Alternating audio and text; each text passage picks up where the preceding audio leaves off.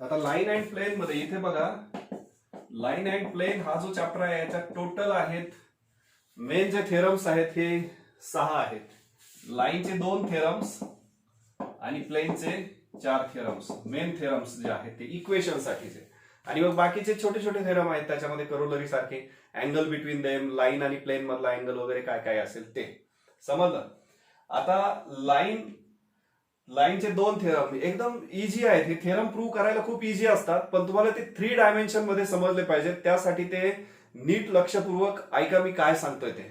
आता लाईनचं पहिलं थेरम काय आहे, इथे इक्वेशन काढायचं. जसं लाईनचं प्लेन मध्ये लाईनचं इक्वेशन काय असतं रे, हे प्लेन मध्ये लाईनचं इक्वेशन 11वीचा स्ट्रेट लाईन चॅप्टर काय इक्वेशन आहे, ax plus by plus c आहे की नाही, इज इक्वल टू 0. हे जनरल इक्वेशन आहे.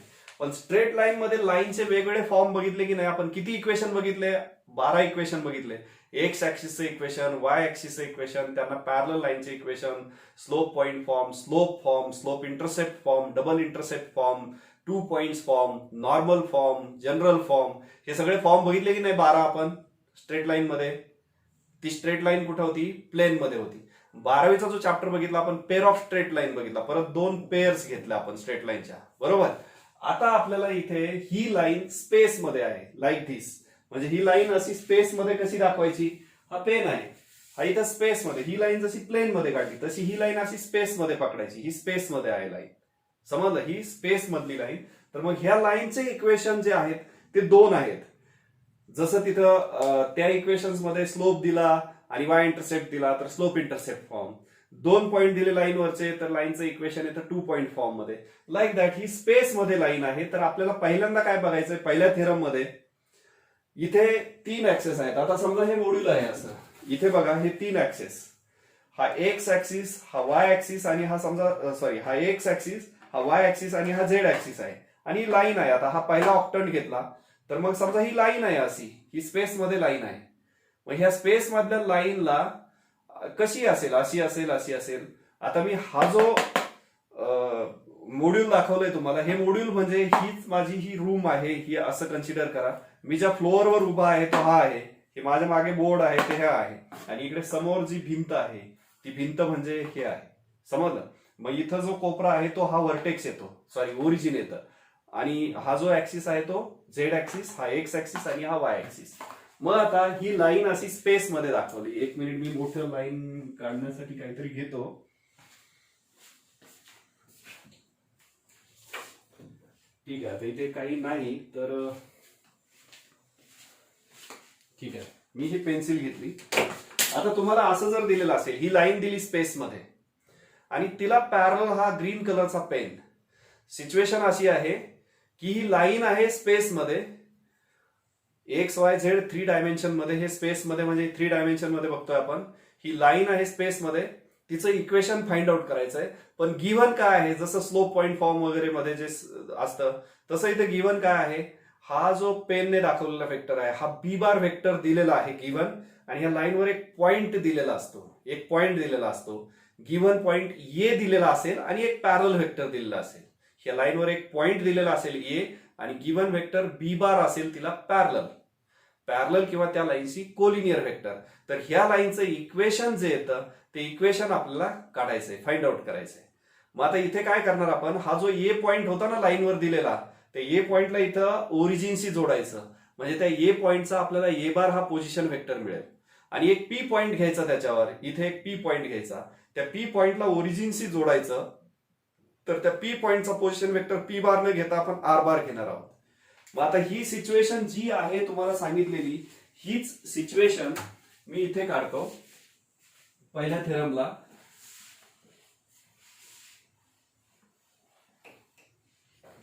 थेरम फर्स्ट, इफ ए त्याचा position vector A bar is a point on a line and B bar is parallel or B bar is collinear parallel to the line, then its equation equation is R bar is equal to A bar plus lambda B bar. हे prove करायचं.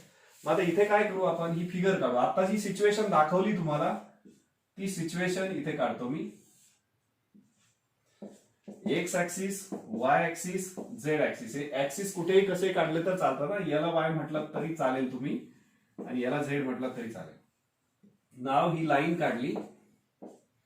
या लाईनवर एक ए point दिलेला आहे आणि एक पॅरल वेक्टर बी बार दिलेला आहे. हे असं एवढी सिच्युएशन दिलेली आहे. तर या लाईनचं इक्वेशन काढायचं. मग लाईनचं इक्वेशन काढताना आपण जसं y is equal to mx plus C straight line मध्ये काढलं, y is equal to mx plus C, तर तिथे m आणि c काय होतं, m स्लोप होता, c y इंटरसेप्ट होता. y आणि x काय होतं, व्हेरिएबल होतं. त्या लाईनवरच्या कोणत्याही पॉइंटचे कॉर्डिनेट्स आहेत ते. मग कोणत्याही लाईनवरच्या कोणत्याही पॉइंटचे ते कॉर्डिनेट आहेत तर ते त्या लाईनचं इक्वेशन सॅटिस्फाय करतात असा अर्थ होतो त्याचा. मग इथे एक्स आणि वाय ऐवजी इथे पी पॉइंट घेतला, मुव्हिंग पॉइंट. हा पी हा मुव्हिंग पॉइंट आहे. मग ह्या पी पॉइंटचा पोझिशन वेक्टर मी इथे आर बार लिहिलाय. तर हा पी पॉइंटचा पोझिशन वेक्टर आर बार आहे आणि ह्या ए पॉइंटचा पोझिशन वेक्टर ए बार आहे. आता आपल्याला हे इक्वेशन हा पी पॉइंटचा पोझिशन वेक्टर आर बार कसा लिहिता येतो, तर A bar plus lambda B बार असा एक्सप्रेस करता येतो. हे खूप इम्पॉर्टंट आहे प्रॉब्लेम सॉल्व्ह करताना पर्टिक्युलरली सीईटीचे वगैरे प्रॉब्लेम जे कोणत्याही कॉम्पिटिटिव्हचे, कारण कोणत्याही कॉम्पिटिटिव्हला हा सिलेबस आहे वेक्टरचा, आपल्या बुकमध्ये जो आहे तो सिलेबस आहे. तर कोणत्याही कॉम्पिटिटिव्ह एक्झामचे प्रॉब्लेम सॉल्व्ह करायला नीट लक्षात ठेवा हे काय आहे ते. हा जो ए बी बार दिलेला वेक्टर आहे त्याच्यावर जो दिलेला ए पॉइंट आहे त्या ए पॉइंटचा पोझिशन वेक्टर ए बार. तर A bar plus lambda B bar, lambda scalar आहे, त्या दोघांची ऍडिशन ह्या लाईनवरचा कुठलाही पॉइंट घेतला तर तो तसा एक्सप्रेस करता येतो. म्हणजे पी हा मुव्हिंग पॉइंट आहे. मग आता याचा प्रूफ तर दोनच लाईन मध्ये येतो. बघा फक्त थेरम समजून घ्या, त्याचं ऍप्लिकेशन कशामध्ये येतं, प्रॉब्लेम सॉल्व्ह करताना. मग आता हा पी ए बार आहे की नाही एवढा, हा P A bar is parallel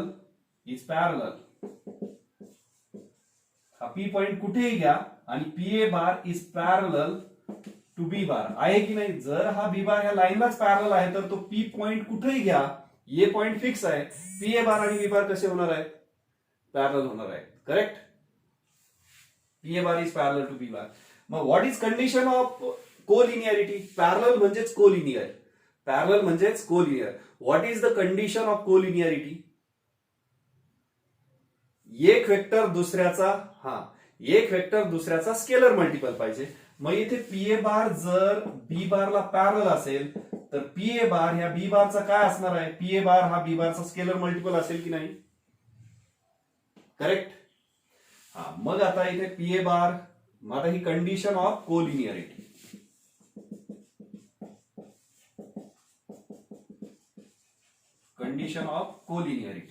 नाव आता पी ए बारचा पोझिशन वेक्टर सांगा बरं. हे ए बार मायनस आर बार होईल की नाही. A bar minus R bar, point A चा पोझिशन वेक्टर ए बार आणि पी चा पोझिशन वेक्टर आपण आर बार घेतलाय. Is equal to lambda B bar. Therefore A bar minus R bar आपल्याला काय पाहिजे, R bar is equal to, इथे काहीतरी मिस्टेक झाली, एपी बार घ्यायला पाहिजे. थोडंसं उलट झालं. ठीक आहे, मी एपी बार घेतो इथे, त्याच्यामुळे उलट झालं. आपण एपी बार घेऊया, ए पासून पी कडे एपी बार. ते फक्त डायरेक्शनचा मॅटर आहे, बाकी काही नाही. डायरेक्शन साइन कन्फ्युज होऊ नये म्हणून तेच यायला पाहिजे, म्हणून मी एपी बार घेतलं.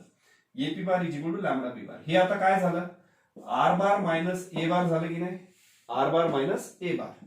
आता R bar is equal to काय, ए बार ट्रान्सपोज केला तर A bar plus lambda B बार. आलं का इक्वेशन, हे. ओके. आता तुम्ही म्हणाल यांची तर अपोजिट डायरेक्शन आहे. आता ती बी बारची मी अशी पण घेऊ शकतो डायरेक्शन. आलं का लक्षात. डायरेक्शन मॅटर करत नाही इथे आपल्याला, फक्त ते एक आपण घेतलं सेम डायरेक्शन मधून म्हणून हे इक्वेशन आलं. जेव्हा कधी अपोजिट डायरेक्शन असेल तेव्हा ते साइन आपोआप तिथे मॅनेज होत जाणार आहे. कळलं का. सध्या हे आर्बिटरी फॉर्म मध्ये घेतलंय. Okay. This is the equation. याला म्हणायचं vector equation. This is the vector equation of a line. लाईनचं व्हेक्टर इक्वेशन. कळालं का हे इथपर्यंत थिअरम. Write down.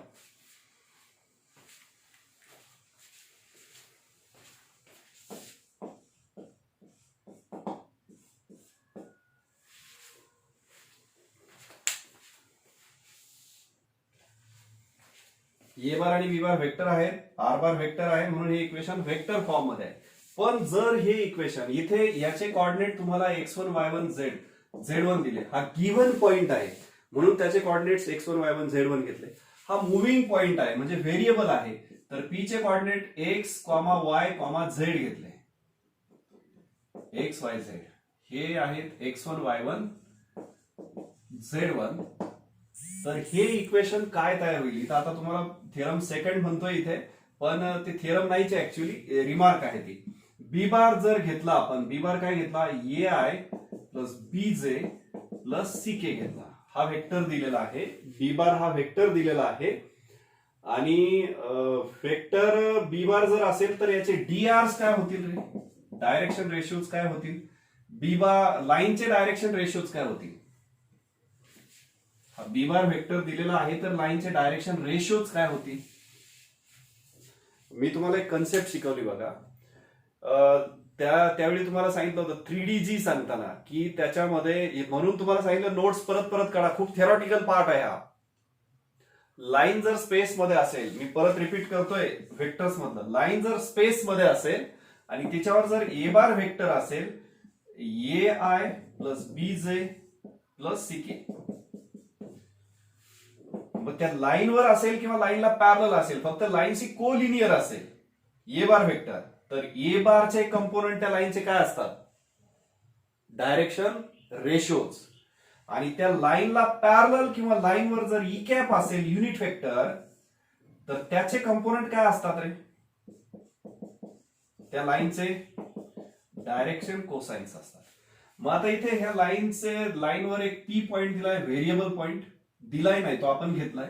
आणि ए पॉइंट x1 y1 z1 घेतला, हा ए बार न देता x1 y1 z1 दिलाय.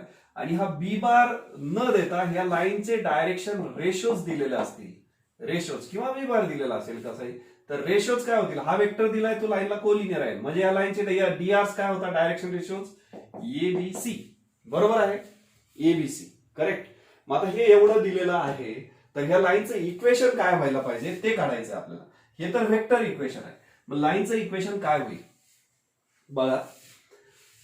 हा बी बार, बघा हा बी बार त्या लाईनला पॅरलल आहे, पॅरलल किंवा कोलिनियर व्हेक्टर्स. आता हा एपी बार घेतला आणि बी बार घेतला, तर AP bar is parallel to B bar, बरोबर आहे की नाही, AP bar is parallel to B bar. आता हे थेरम म्हणून नाही लिहित मी सेकंड, हे फक्त रिमार्क म्हणून देणार आहे.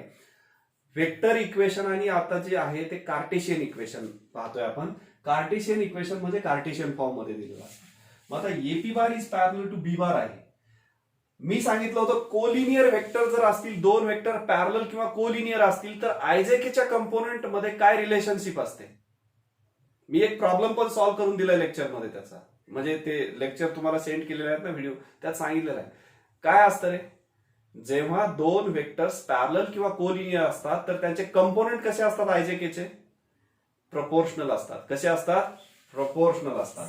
मग आता इथे त्याच्यानंतर अजून लाईनवरचे दोन पॉइंट दिलेले असतील तर लाईनचे डायरेक्शन रेशोज काय येतात, सांगितलंय मी 3D मध्ये. लाईनवरचे दोन पॉइंट दिलेले असतील, x1 y1 z1 आणि x2 y2 z2. लाईनवरचे दोन पॉइंट दिलेले असतील तर ह्या लाईनचे डायरेक्शन रेशोज कसे काढतात, x मधला डिफरन्स, y मधला डिफरन्स, z मधला डिफरन्स लिहून दिलेला आहे मी. हे a is equal to x1 minus x2, b is equal to ह्या लाईनचे direction ratios drs, b is y1 minus y2 आणि c is z1 minus z2. लाईनवरती दोन पॉइंट दिलेले असतील तर लाईनचे डायरेक्शन रेशोज कसे काढतात, एक्स कोऑर्डिनेट मधला डिफरन्स म्हणजे ए, वाय कोऑर्डिनेट मधला डिफरन्स म्हणजे बी आणि झेड कोऑर्डिनेट मधला डिफरन्स म्हणजे सी. तुम्हाला असंही सांगितलं होतं मी, एकतर हे यातून हे सबट्रॅक्ट करा किंवा यातून हे सबट्रॅक्ट करा, पण असं नका करू x1 minus x2 y2 minus y1 सांगितलं होतं ना तिथे. असं आठवतंय का तुम्हाला.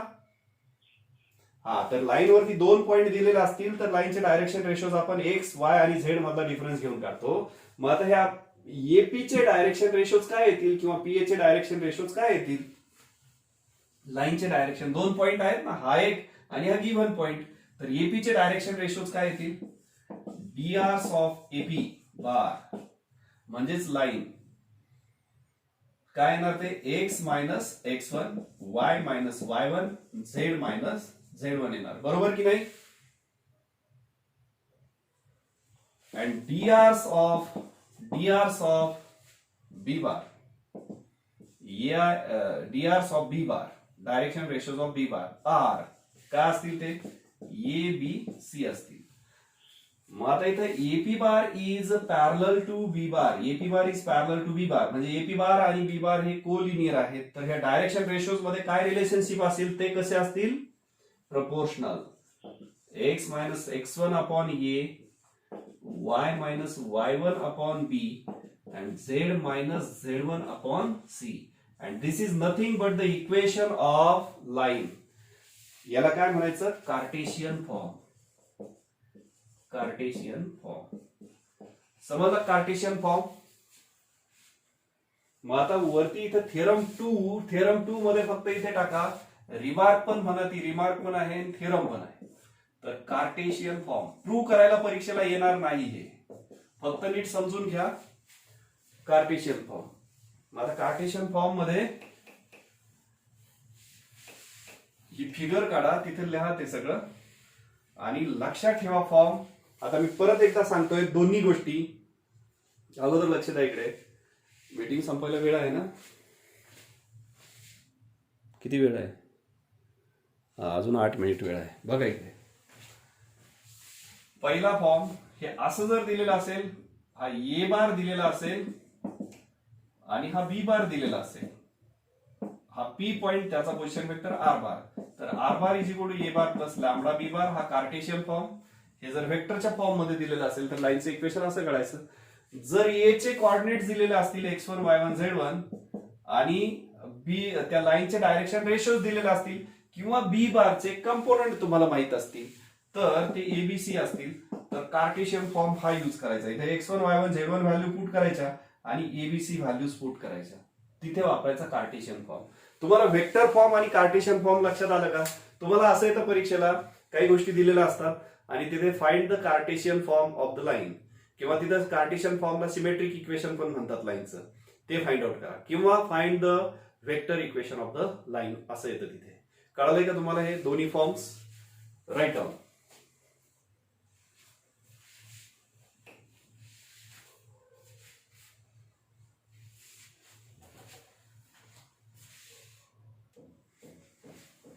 बघा इकडे आता सगळे रिमार्क्स वगैरे बघणार आपण. तर मेन थिअरम जे आहे ते असं आहे, A bar is equal to R bar is equal to A bar plus lambda B bar. This is vector form. Vector form.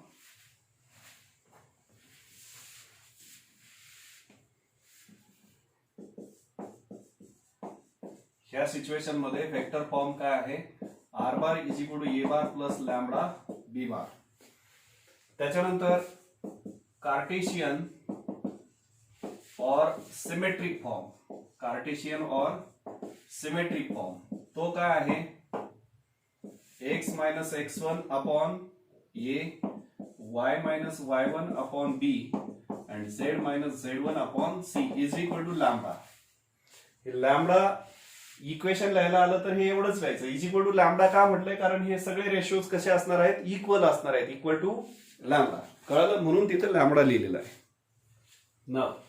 हे पहिले इथपर्यंत समजलं. आता जर असं दिलेलं असेल लाईनचं equation, this equation can be written as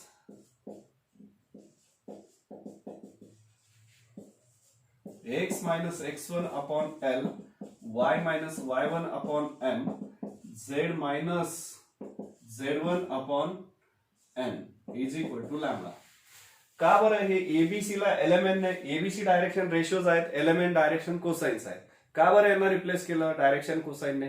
कारण ते दोन्ही परत कसे असतात? डायरेक्शन कोसाइनला डायरेक्शन रेशियोज कसे असतात? प्रपोर्शनल असतात. म्हणून तुम्ही डायरेक्शन रेशोला डायरेक्शन कोसाइनने रिप्लेस करू शकता. समजलं?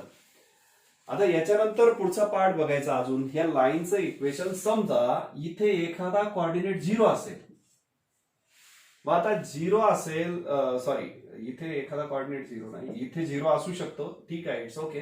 पण इथे जर असं असेल, बी बार जर असा लिहिलेला असेल AI प्लस CK, इथे जेचा कंपोनंट नसेल तर तो जेचा कंपोनंट काय असणार आहे, 0 असणार आहे.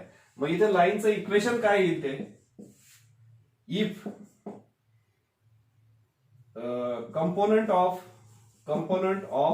जे, सपोज इथं असं म्हणूया, suppose component of J is 0, then Cartesian form. Cartesian form कसं लिहायचं मग, जेचा कंपोनंट 0 आहे म्हणजे बी ची व्हॅल्यू काय आहे 0, किंवा एम ची व्हॅल्यू काय आहे 0.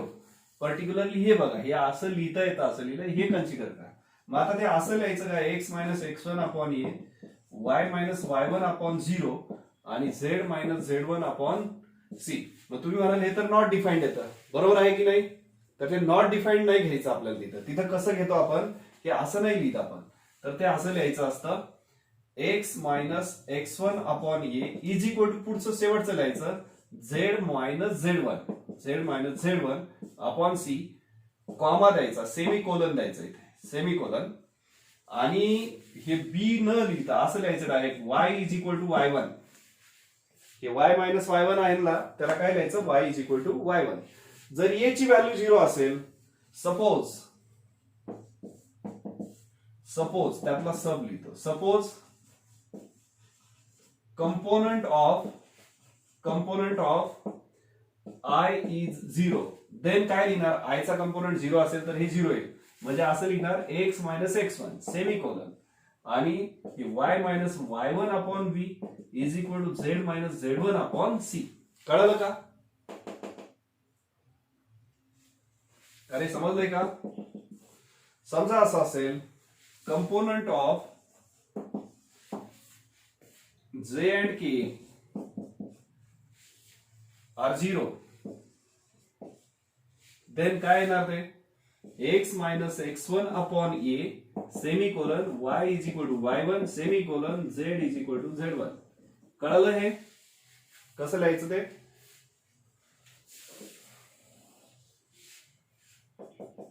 आता या हायलाइट सगळ्या लिहून घ्या. आता जे शिकलोय आपण फर्स्ट थेरम विषयी, ते हे शिकलोय एवढं, तर हे लिहून घ्या.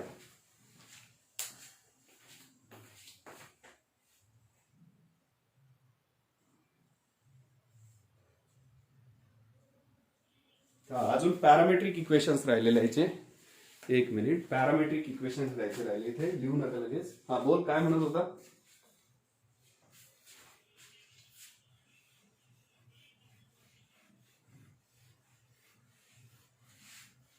सेकंड आणि थर्ड रिमार्क वरून ए इज इक्वल टू एल, ते ऍक्च्युली प्रपोर्शनल तुम्ही त्याला रिप्लेस करू शकता. प्रपोर्शन इथे एबीसी तुम्ही काही घेऊ शकता ना, लक्षात येते का, ए इज इक्वल टू एल नाही येणार ते. अरे इथे कितीतरी घेऊ शकता ना, हे बी बार एक प्रॉपर दिलेला आहे ना, जो दिलेला आहे गिव्हन तो. पण मग इथं गिव्हन हा ई कॅप जर असेल इथे किंवा इथे असेल, तर त्या ई कॅपला तुम्ही घेऊ शकता ना, इन्स्टेड ऑफ बी बार घेऊ शकता. लक्षात येतंय का तुम्हाला, ते गिव्हन जे आहे ना, गिव्हन महत्वाचं आहे ना. तुम्हाला बी बार दिलेलाच नसेल तर तुम्ही ई कॅप युज करू शकता, म्हणजे ते डायरेक्शन कोसाइन्स यूज करू शकता, आणि ते दिलेलं नसतील तर हे यूज करू शकता. दोन्ही इक्वल करायची गरज नाही ना, तुम्हाला मिनिमम गोष्टी दिलेल्या असतात त्याच्यावरून ते काढायचं असतं ना इक्वेशन. दोन्ही दिलेले असतील तर तुम्ही काहीही यूज करा तिथे. लक्षात आलं, इक्वल नसतील ते, आणि इक्वल असले तरी ते प्रपोर्शनल होत नाहीत का. हा आता एक मिनिट, पॅरामेट्रिक फॉर्म लिहू द्या, पॅरामेट्रिक आणि non parametric form. Cartesian form झाला, वेक्टर फॉर्म, कार्टेशियन फॉर्म. त्याच्यानंतर मी नंबरिंग बदलतो इथं, 3 आणि हे 4, मग हे 5 आणि हे 6 लिहितो.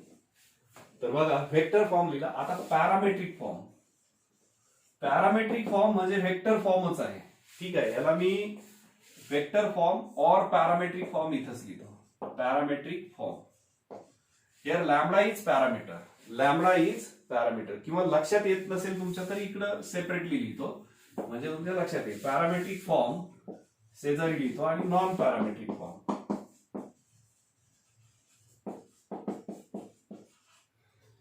R bar is equal to A bar plus lambda B bar. Lambda is parameter. Lambda is parameter. आता पॅरामेट्रिक फॉर्म किंवा वेक्टर फॉर्म एकच आहे. आता इथे नॉन पॅरामेट्रिक फॉर्म काय लिहायचं ज्याच्यामध्ये लॅमडा दिसणार नाही. मग लॅमडा कधी दिसणार नाही? आता त्या लाईन पाहिल्या होत्या त्याच्यावर एपी बार आणि बी बार कसे होते? पॅरलल होते की नाही? Correct. AP bar and B are. मग पॅरलल वेक्टरचा क्रॉस प्रोडक्ट काय येतो रे?